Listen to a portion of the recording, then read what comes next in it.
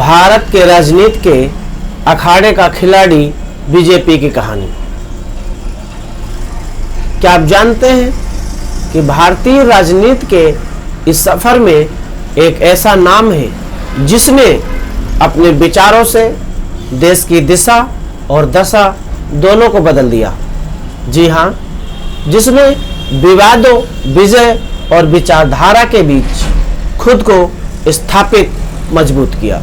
ये कहानी है आज की शक्तिशाली पार्टी भारतीय जनता पार्टी की। लेकिन क्या यह पार्टी हमेशा से इतनी शक्तिशाली थी? क्या इसका सफर इतना सरल था? चलिए इतिहास के पन्नों में पता करते हैं।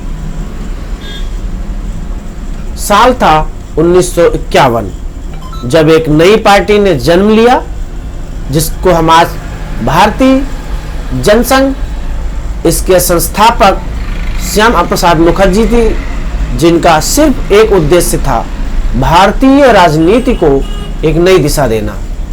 लेकिन उस समय कांग्रेस पार्टी का वर्चस्व था। जनसंघ उस समय एक कांग्रेस के सामने एक छोटा पौधा था जो विशाल बरगद के नीचे बढ़ने की कोशिश कर रहा था। श्यामा प्रसाद मुखर्जी ने भारत की सांस्कृतिक विरासत, हिंदुत्व और राष्ट्रवाद के विचारों को जनसंघ के मूल में रखा। लेकिन उनका सफर इतना आसान नहीं था। सन 1953 में उनकी रहस्यमयी मौत ने जनसंघ को गहरा झटका दिया। सवाल उठे, लेकिन जवाब गायब थे। क्या एक साजिश थी या सिर्फ एक हादसा? फिर आया 1975 का दौर, जब इंदिरा गांधी ने देश में आपातकाल लागू कर दिया। यह भारतीय लोकतंत्र के लिए एक काला अध्याय। लेकिन इसी अंधकार में एक नया सवेरा छिपा था। जनसंघ ने जयप्रकाश नारायण के नेतृत्व में जनता पार्टी के साथ गठबंधन किया और इमरजेंसी के खिलाफ मोर्चा खोला, या ऐसे कह सकते हैं कि कांग्रेस के खिलाफ मोर्चा खोला। 1977 में आपातकाल के बाद हुए चुनाव में जनता पार्टी की जीत हो गई और जनसंघ इस गठबंधन का हिस्सा बना। लेकिन विचारधाराओं के टकराव के कारण यह गठबंधन ज्यादा दिन नहीं टिक पाया और फिर आया वह साल जिसने भारतीय राजनीति को एक नया चेहरा दिया। 1980 6 अप्रैल 1980 को भारतीय जनता पार्टी, या आज ट्रेंडिंग में चलने वाली पार्टी बीजेपी का गठन हुआ। एक नई शुरुआत। लेकिन उसी जनसंघ की विचारधारा के साथ श्री अटल बिहारी वाजपेयी ने अपने भाषण में घोषणा की और कहा, हम अंधकार में दिया जलाने आए हैं। बीजेपी ने अपने शुरुआती दौर में काफी संघर्ष किया, लेकिन 1989 के राम जन्मभूमि आंदोलन ने इसे नई पहचान दी। लाल कृष्ण आडवाणी की रथ यात्रा ने बीजेपी को एक राष्ट्रीय मंच दिया। लेकिन इसके साथ ही विवाद और सांप्रदायिक तनाव भी बढ़ा। 1992 में बाबरी मस्जिद विध्वंस ने भारतीय राजनीति को हिलाकर झकझोर कर रख दिया। बीजेपी पर सांप्रदायिक राजनीति के आरोप लगे, लेकिन इसके साथ ही पार्टी का जनाधार भी बढ़ा। क्या यह बीजेपी की रणनीति का हिस्सा था या फिर घटनाओं का महज एक संयोग था?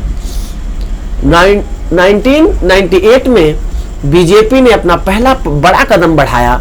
श्री अटल बिहारी वाजपेयी की अगुवाई में एनडीए सरकार बनी।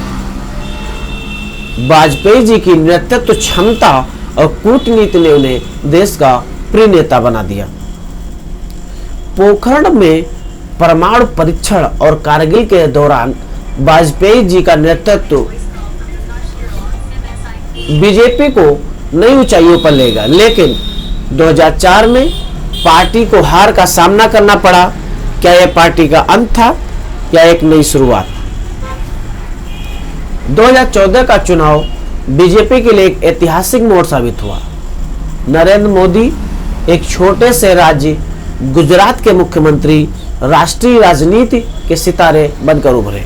उनकी अगुवाई में बीजेपी ने अकेले बहुमत हासिल किया और देश को मोदी युग या मोदी राज या मोदी राजतंत्र की शुरुआत देखी गई। नरेंद्र मोदी ने विकास, राष्ट्रवाद और सांस्कृतिक पुनरुत्थान के एजेंडे पर जोर दिया, लेकिन आलोचकों का कहना है कि उनकी नीतियां विभाजनकारी हैं।